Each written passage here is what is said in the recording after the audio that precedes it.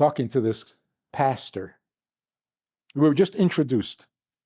The first words out of his mouth is, "So do you believe in the Savior?" He wasn't being nasty, just a very straight talking guy. He says, "So do you believe in the Savior?" I said, "Actually, I'm not looking for a God who's going to serve me. I want to serve God." The man started to cry. He's in his 60s. He's been a pastor for 35 years. We have a Sunday night program for VIPs that you might be interested in. It's informal, it's questions and answers, it's conversation. It's really relaxed, it's really pleasant, and kind of community-like. All of it, just conversation, casual, laid back, unscripted. So join us, take a look, click the link below, and see which of the three suits you best, and join us for some enjoyable conversation. He starts to cry. He says, "Why didn't I never think of that? God is here to serve me, save me, protect me, bless me, give me, love me. God is here to serve me? This is religion? This is narcissism."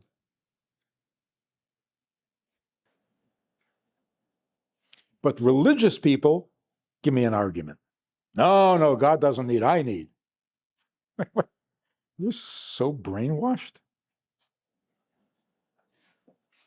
So where's the line between being in service, being of service, and being a needy people pleaser? Big difference. One is full of joy and the other one is full of misery. Yeah. Being a people pleaser means I'm not serving, I'm investing in my interest. If I'm nice to you, then if you're not nice back, I quit serving. Plan isn't working. Or a martyr, it's not always wanting something back, and needs to be the one to make this better. That's what you're getting back. Now you can walk around feeling like a martyr. Self-importance. I have a question. When we daven, we ask so much, and even go to the Rabbi's Ayah, you're asking. Mm-hmm. We're always asking for God. Right. So by asking, we're saying we need you. We are asking. Yes. All the time. Yeah. And like you say, Modani, give me strength. Stop my enemies from hurting me. Yes. Who told us to do that? God told us to ask. Yes. That's one thing. The other thing is, we've been asking him for 2,000 years, and so far we've gotten bupkis in return. And we keep asking. Obviously, we're not davening for the reward, because we're not getting no reward. The reason we ask is like saying, you hired me to do a job. You're not going to give me an office to work from? That's not a reward. That's working conditions. You want me to work for you and not give me a telephone? That's what we're saying to God. We want to serve you, but if I don't have what to eat, it's kind of hard to concentrate on the learning. So we're not asking for rewards and we're not asking for our needs. We're simply asking for good working conditions.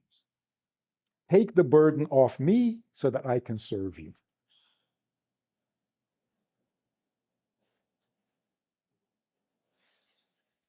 I was going to ask, what about when other people need or ask from you, and that creates, Anxiety?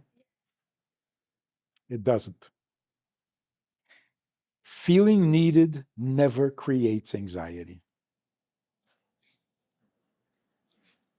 But we got to get used to it.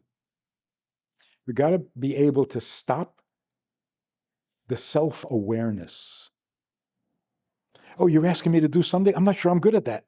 Now I'm all anxious. You don't have to be good at it. Will you just do me a favor to the best of your ability?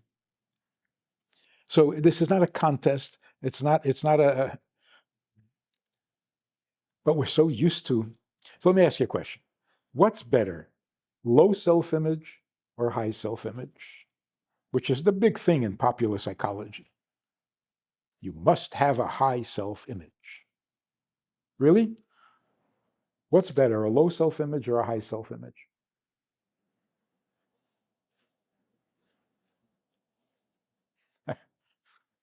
I think either way, you're not going to have many friends. If you have a low self-image, you're miserable to be with. Nobody wants to be your friend. If you have a high self-image, no one can tolerate you. Holier than thou attitude, you know. So what's better? The only healthy self-image is one you don't need to think about. So you go to a person who's basically healthy, and they say, so what's going on with you? And their answer is, with me? What do you want to talk about me for? I'm not a topic. I'm not a subject. Let's talk about the purpose of life. That is a healthy self, the self that you can dismiss. So the problem with low self-image and high self-image is exactly the same thing. You're hooked on self.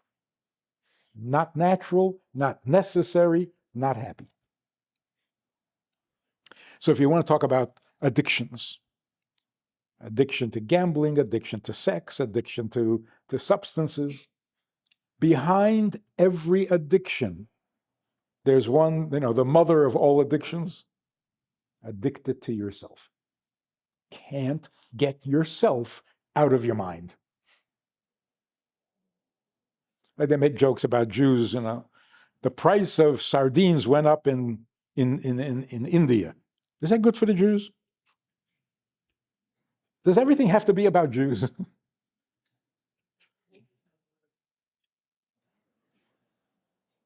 Two people are whispering in this. Are they talking about me?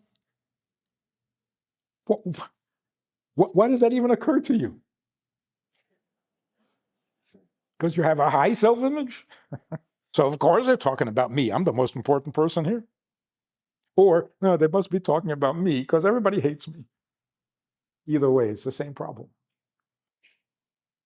The ability to get past self is the same as getting past need.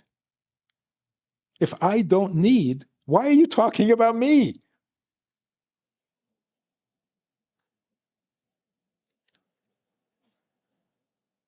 See, that's why working on a good self-image is a little bit helpful, but in the end, it's going to turn out to be the same problem.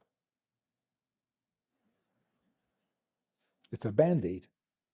It doesn't cure or solve the problem.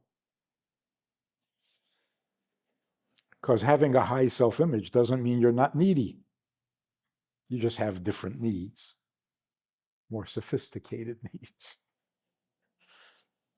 You don't need to eat. You need to eat special.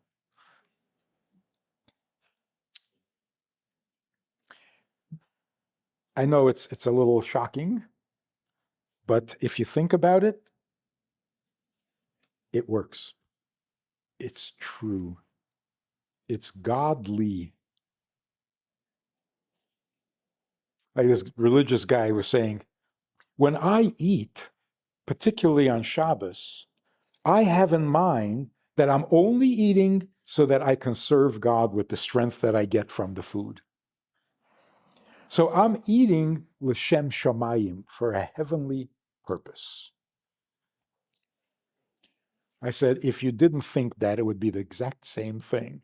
The only reason you're eating is because God designed you that way. So every time you eat, you're doing what He wants. The problem is, you lie. And you say, no, I need to eat.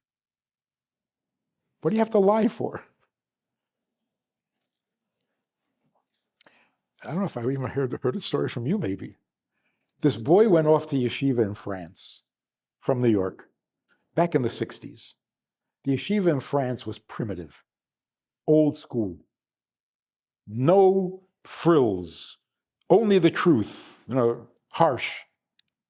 The kid didn't last 3 months, couldn't take it. But he came back a changed person.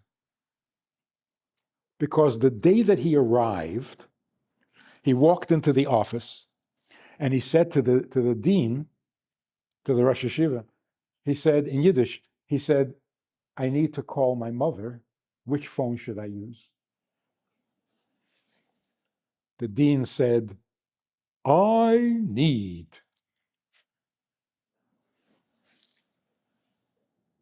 The boy said, yeah, I need to call my mother.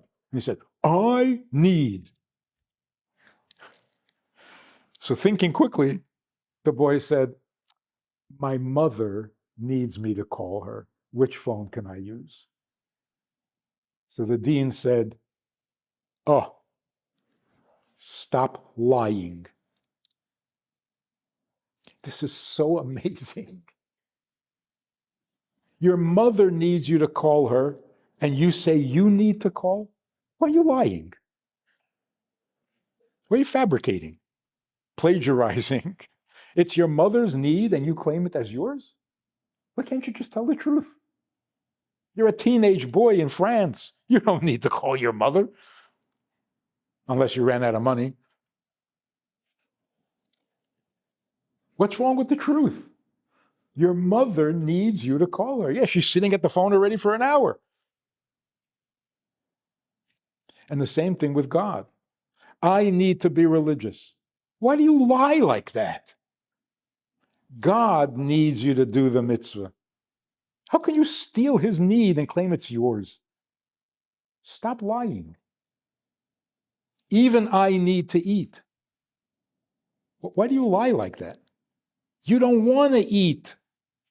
You're busy in the middle of doing something. You don't want to eat. You don't want to sleep. You're cramming for a test. But you have to. So he needs you to sleep. Why do you have to lie about it? Tell the truth. The truth will set you free. Isn't that amazing?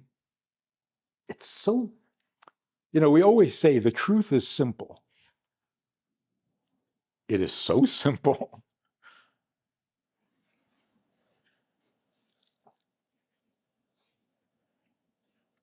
I have another question. If we're living in that like healthy self-image place, and people in the low or the high self-image get turned off by you, I mean, you don't have to be liked by everybody.